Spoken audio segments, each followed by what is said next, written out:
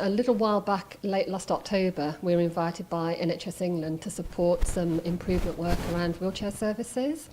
And at that time, that was about pulling together the evidence base about the good practice in wheelchair services and some of the things that aren't working quite so well. So we're working together with the Wheelchair Leadership Alliance to look to coordinate the improvement effort across all of the different areas that are looking to see how they can make things better. So NHS England is working on 3 areas. The first area is that we're trying to get an accurate set of data across the country so that we know where good services are and we know where there are areas that we need to work on. The second is that we're working on a way of costing and paying for wheelchair services so that we're encouraging those who provide wheelchairs to use the very best services they can. And thirdly, we're working with commissioners, and I think this is important to show them what good looks like.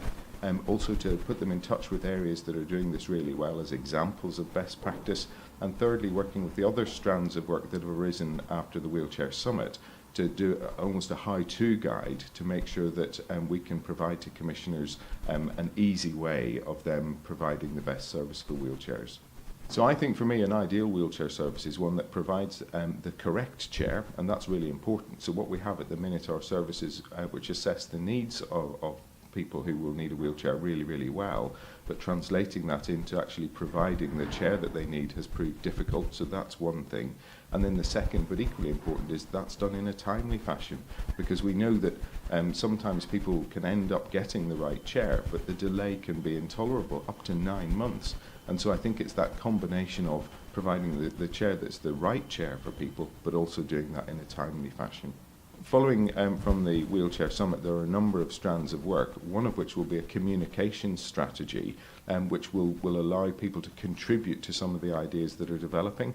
And I would really encourage both wheelchair users, their families, commissioners, the providers, the manufacturers to work together with us and with other stakeholders in the Wheelchair Alliance to make sure that this improvement in wheelchair services happens really quickly. We're really fortunate in that Baroness Gray Thompson is the champion and chair for the Wheelchair Leadership Alliance, and she's freely making available both her parliamentary email address and her contact details on Twitter so that people can contact her directly to let her know their great stories of great care or their ideas for making care so much better. My message to everyone who's at Change Day is that change is really hard, and I know from my time as an athlete, criteria changed every year. We had new coaches, new training partners, new bosses. It never felt like anything was static.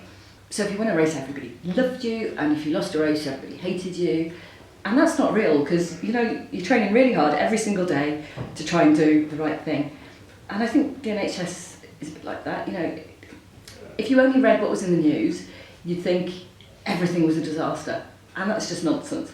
There's loads of really amazing stuff that happens every day, and although everyone's trying to change to make it better, I think you should just stop and just think, there's loads of really, really good stuff happens, and you should celebrate that and have a bit of a moment to celebrate the good stuff and not always try and think about trying to change the stuff that's maybe not working so well. This is everybody's business, so it's not about different sectors of the system doing something about it. We know that people are. We know that providers are trying to reconfigure their wheelchair services. We know that manufacturers are doing something about making chairs more lightweight and more readily accessible for people. But it's about everybody kind of pulling together that whole jigsaw and making sure the improvement effort is joined up across everybody.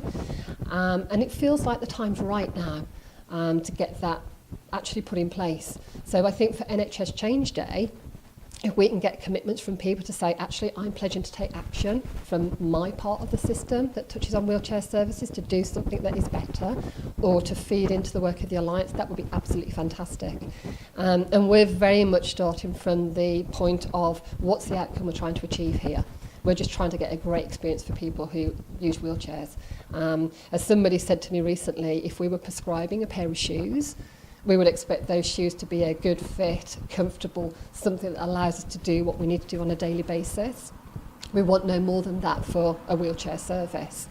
So we're really listening to wheelchair users. They're an active part of the Wheelchair Leadership Alliance, and they're kind of our guiding principle in terms of what's good here and how we can make that collective effort together. It's not a pair of shoes, it's my life. It's really important, and something that just gets that message across to everybody who's involved, whether it's in a centre or whether it's in a repair service, wherever it is, that they understand the difference they're making to people's lives.